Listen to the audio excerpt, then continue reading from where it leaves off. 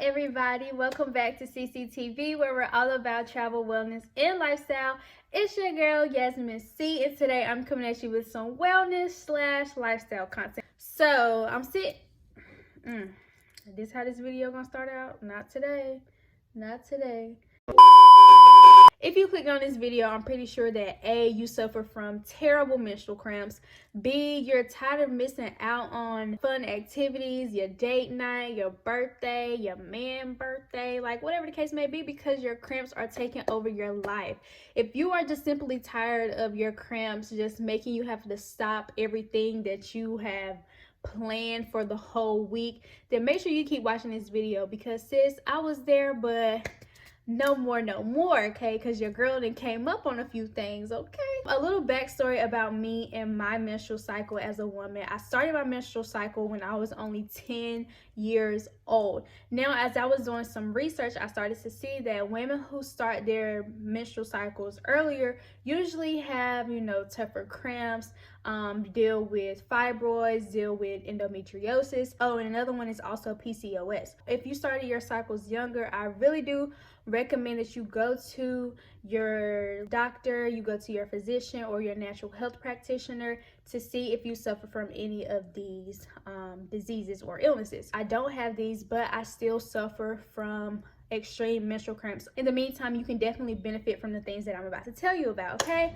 So I'm really excited to be sharing this with you guys because, like I said, I've been dealing with this since I was 10 years old. I am currently 20, so I've been at the game for 10 years now. I got a little understanding of what goes on. So just to give you a little background of how my menstrual cycles used to literally make my whole life stop. So I used to throw up a lot. I would be in so much pain that I would literally vomit. I couldn't eat. I didn't feel like eating. My stomach was hurting so bad. I didn't have an appetite. I had major headaches, major back aches.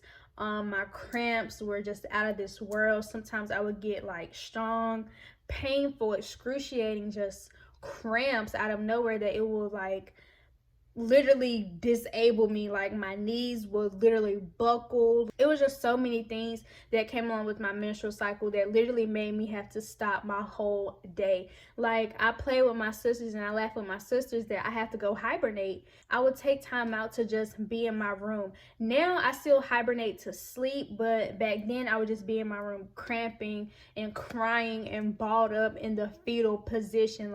It was terrible. I tried all the different medicines and they did not work. They honestly just made me sleep and made my cramps even worse. And like I said, there is a lot of research that goes on with this, and also trial and error, and also just living through it and trying different things. As I was doing some research, I found out that I can't remember, it was one pain medicine. I'm not gonna say it because if this video blow up, I don't need nobody trying to come at me oh, you said our name in the video trying to get people not to take it back. Some pain medicines, I will say, that have a chemical in it which actually cause women to bleed more. Now, if you're not familiar with what an actual menstrual cycle is, or you're not familiar what an actual period is, a woman's period is when the uterine lining sheds due to the fact that an egg did not get fertilized. So an egg will always drop. They drop chilling is a sperm finna come through or what?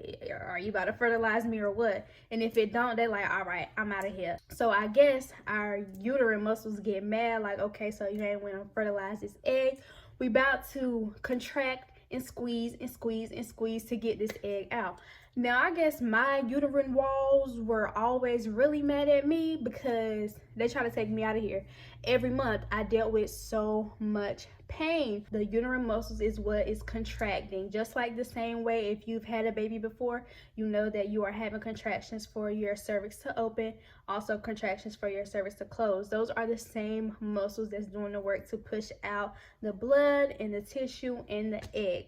So just for you to know, that's what actual period is. Back to the medicine, there is a component in there that makes a woman bleed more.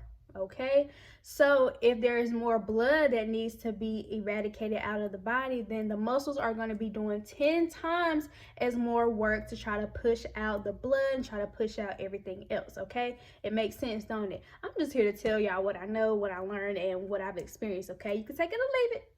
But if you clicked on this video, you desperate like I was. So I'm just telling you, sis, you better take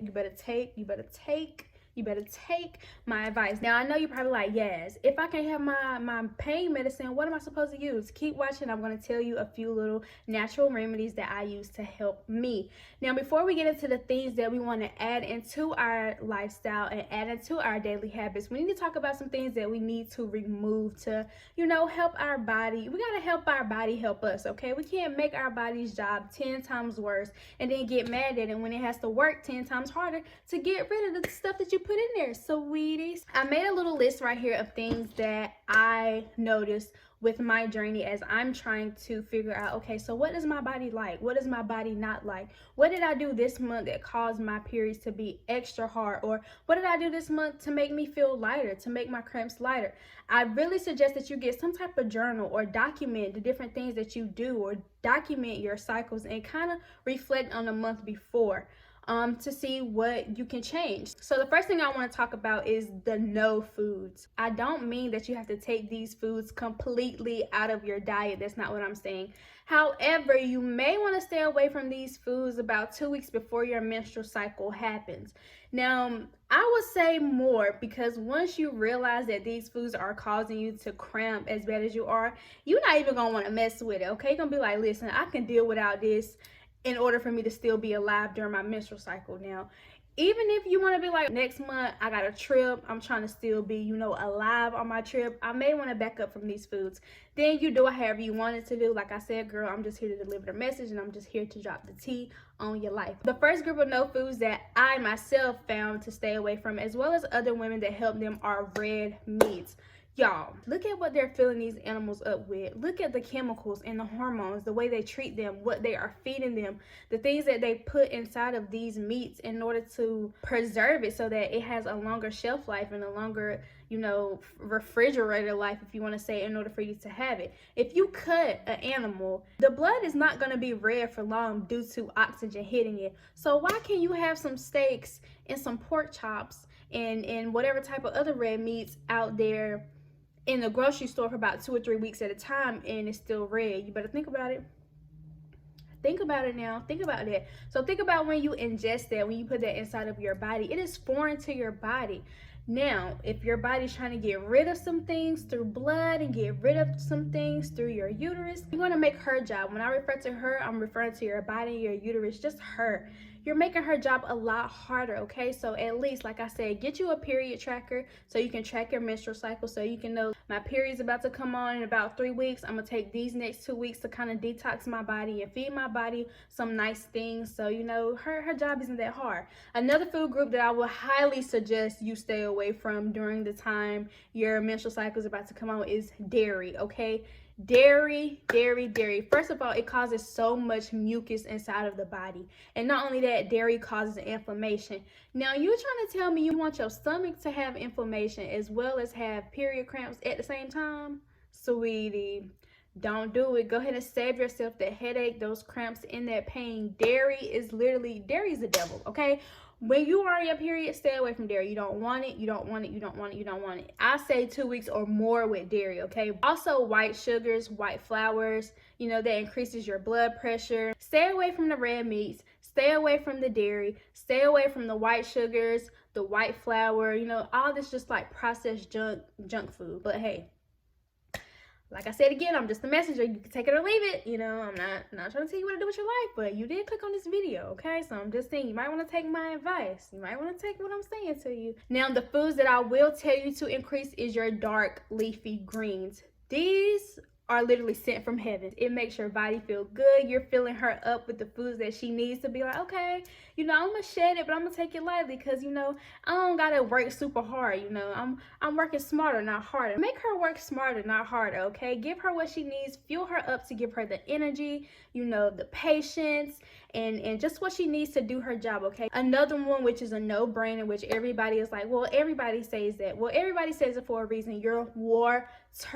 your water, ladies. Get rid of those sodas, get rid of those juices, get rid of the alcohol. There's been times where my cycle was not due to come on about another 2 or 3 days, and I drank alcohol. The next day my menstrual cycle was on, and it came on hard and strong. Now that we got some things that we need to stay away from, let's get into the things that we can use and take in order for our menstrual cycle to be a lot better. The first thing that I want to talk about is sound therapy. If you're familiar with Janae Aiko, she's my favorite. You know, she talks about sound therapy a lot when she uses singing bowls and she uses different tones. That is true. Our body is amazing, and God is even more amazing. The fact that he made music and colors and all different things be able to correlate with the human body. Now, what I like to do is I'll actually leave the binaural beat down in the description box below. You can click on the link. I literally use this every month. This is not some type of sponsored thing where I tell you, you know, go out and get this for somebody. This is something that I use every month myself. I go to it as soon as my cycles come on and I'm trying to get some sleep. Some of them literally don't work for me, and some of them are amazing. So I'm just going to leave the one down below that I currently use. Like, I literally just used it last month. It really works. So make sure you check out that sound therapy. The link will be down below. The next thing that I want to talk about is getting in a super hot bath. Now, don't do like me. For some reason, I get into a super hot bath and I stay in there too long that I literally feel like I'm going to pass out and I get weak. But that's some good sleep after that. Now, I'm not telling you to go in there and put it on until you pass out, okay? That is not what I'm telling you. However, a hot bath does do your body justice. I don't know what it is with the element of water, but you know, we have 4 different elements. Some people say 5, but the main 4 elements, earth, wind, fire, water, that definitely helps the human body. So I would say submerge yourself in some warm water. I like to do hot water, but it's to each his own. Don't do it too hot that you burn yourself, but do it to where it's comfortable enough for you to take. Some people like to use essential oils and put things inside their bath. Just make sure that you are not allergic to any of the flowers. Make sure that it's not breaking you out or irritating you in any type of way. But essential oils are very good. I actually have an essential oil diffuser that I like to use with different essential oils. Another thing that I'm so big on is teas. I love herbal teas. I love trying different herbs, and I love to see how they make me feel. Now, this is a disclaimer. I'm pretty sure you want to be on your period if you're pregnant, but if you are breastfeeding and if you are on any medications, I really suggest that you go to your doctor or your natural health practitioner so that they can guide you on what herbs are safe, because some herbs are not safe for women who are breastfeeding, some herbs are not safe for women who are pregnant, some herbs are not safe for people who are already on different medications, because sometimes herbs don't have great synergy with certain medications. So make sure you take a look at that. But one herb that is really common is lemon balm. I actually got some, and that's really good. I love how lemon balm makes my body feel. I love chamomile tea. I love black cohosh. If you're not familiar with like real raw herbs, you know, just buying the herbs, I will highly suggest that you talk to somebody and get a little opinion as far as how much you should take, because sometimes if you take too much, you will start to gain symptoms that you don't even have. So make sure that you are very aware and that you are doing your proper research when it comes to taking those type of herbs. And the next thing that I want to talk about is Yoni steams. If you're not familiar with a Yoni steam is a group of herbs that have great synergy together to help heal your uterus and heal, you know, your great yoni. A yoni is about the woman's vagina and her uterus. What you do is you put the herbs in a bowl or a pot, and you boil water and you put the herbs inside of it, and you let the herbs steep for a couple of minutes. All yoni steams are different, but you just follow the directions, and you sit over the pot with a towel around you to trap the steam, and then you allow the steam to rise up and go inside of your uterus. Now, yoni steams, they help with regulating your menstrual cycles, they help with menstrual cramps, they help repair, you know, your uterus after childbirth, they get the juices nice and flowing, they even tighten your vagina. So it's very useful for you to use a yoni steam. You are not supposed to use a yoni steam during your menstrual cycle. You should yoni steam before your cycle and after your cycle, but never yoni steam during your cycle. Most important thing is let your body do her work. Y'all, a woman's body is very sacred and it's very beautiful. In this time, she is trying to, you know, remove some things out of your body. Let her do the work. Don't try to do too much. Take some time to lay down and rest and let her do what she needs to do in order to really fulfill the job. And then later on, when you start to feel better, you know, you can get up and do light exercising and do light workouts. But just remember that this is really a process take care of your body, love her, nurture her, and let her do her job. So that's the end of this video. If you like this video, please give it a thumbs up. Please make sure you subscribe if you're new. Tell me down in the comments that you're new, because I want to talk to y'all. Hey girl, hey. Come back if you try any of these. What worked for you? Tell me what you will be taking forever, because I was so blown away when I started to see some of these things work for me. And remember, you cannot do this the day before your period. You can't do it 2 days before. You have to give your body some time to get used to the new things that you are introducing to her.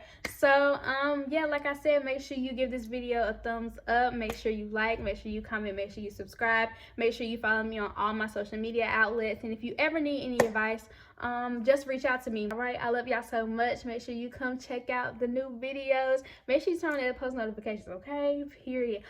Make sure y'all stay tuned for Vlogmas, because I'm doing Vlogmas this year. Woo! All right, love y'all so much. I gotta go. I got something to do today, okay? I love y'all. Bye.